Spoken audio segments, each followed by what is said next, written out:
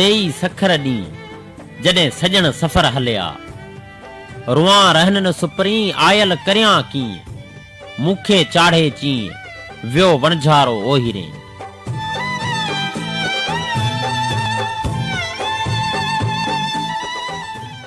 अस्सलाम वालेकुम।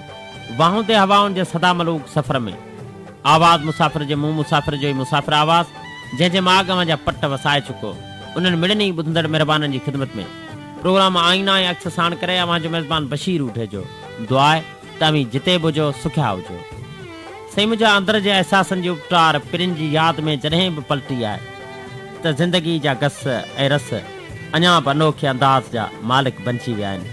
प्रोग्राम आईना ऐं अक्स जे लाइ ॻोठ ओकराड़े थर खां मोहम्मद सुलेमान मेहरान पुट जो लिखियलु अदबी ख़त। उतर सेघूं कढियूं डूंगर डमरिया हियूं फतके मच्छीअ जीअं जीअं साजन संभरिया। साजन जो संभरण के अलमीअ खां घटि बि न आहे हूंदो, पर अलाए छो जीवन झोल जे हिन अड़ागे सफ़र में साजन जा सूर रूह जे खूह में लियो पाए अखियुनि में लालाण अर्पे वेंदा आहिनि। महबूब जा दाउन जो कसम जॾहिं वाहुंदे जी हवा तुंहिंजो माखी लार जहिड़ो मिठो आवाज़ खणी राति जे सनाटे में असांजे सुंदर समातुनि ताईं पहुचंदी आहे त अदा बशीर सूर वरी बि सरजी पवंदा आहिनि।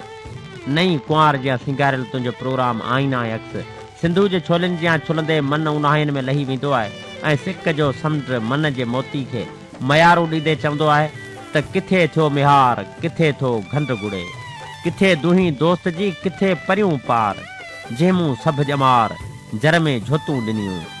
तार घिड़ी पार पवण सां मिहार त मिली वेंदो आहे पर उन खां अॻु निंड नेणनि खां परे हली वेंदी आहे। होश जा तितर पाण मुराद उॾरी वेंदा आहिनि। दिलि जी धरती थर जे उञायल मोर जियां तड़पंदी रहंदी आहे। आऊं ओरिएं पार परें पार पिरीं थिया बख़्त अली बिरह जी तिख वहे थी तार लहरुनि जे लाचार पसण खां परे कयो। हींअरो उठे वॻ जियां अॼु बि सार जी तार ते ताड़े जियां तंवारींदे वसकारे जे वसन जा वस कंदो आहे। तोखे इहो बि ॿुधाईंदो हलां त हर साल जियां हेल बि पेरूं पचण जो ॿुधी वहनि जा वलर शाम जे पहर भिटुनि जी भर वठी सोन जे फुलनि सां सिंगारियल खबड़ जे लामुनि ते ख़ुशियुनि जा सहरा ॻाईंदे रिहाण रचाईंदा आहिनि त वरी कंडियुनि जो सिंगर बि वाहुंदे जे तेज़ हवा सां गॾु टारियुनि सां लाऊं लहंदे नज़र ईंदो आहे। ठोगनि जी फुलवाड़ी जो कसम त ॾियारियुनि में बीठल पेरूं बि उन आस में आहिनि त हू हिकु ॾींहुं कुंवारनि हथनि सां चूंडिजी प्यार जे प्यास उझाइण ख़ातिर महबूब ॾे मयार करे मोकिलिया वेंदा। कॾहिं तुंहिंजे वारनि संधी राति थींदी कॾहिं मुहब मिलंदे मुलाक़ात थींदी। हिकु ॾींहुं टाक मंझंदि जो निम हेठां सुते चिठी जा 4 अखर लिखी उमाइण जो सोचियमि। उहो बि सोचियमि त अॻे नामलूम माग थर खां जेको साथी ख़त लिखी अखरनि जे आख़िरे मां लफ़्ज़नि जा तितर तेज़ उॾारींदो हो सो अलाए छो हाणे अनाज जे घोड़े ते सवार थी मूं जहिड़ो न को जेॾो वारी मंज़िल ॾांहुं हलियो वियो। वापसि वरंदो भलाए न उहो त हुनखे ई पतो हूंदो। बाक़ी ॿिया सभु दोस्त ख़ासि करे अल्ह जहिड़ो कल्होड़ो ऐं तन्हा यासीन पालारी ऐं ॿिया सभु जा सभु दोस्त पंहिंजी सिटा खे सहेड़ींदा अचनि।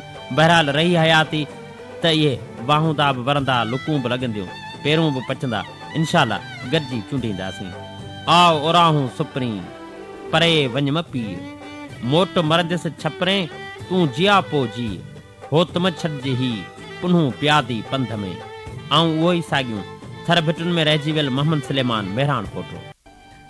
हाय वसांजो पागल मनड़ो हाय वसांजो रोगी मनड़ो बाटोड़न में उलझे बुडरे बाटोड़न में उलझे बुडरे जिया पिपल जो छणियल पनड़ो हाय वसांजो पागल मनड़ो हाय वसांजो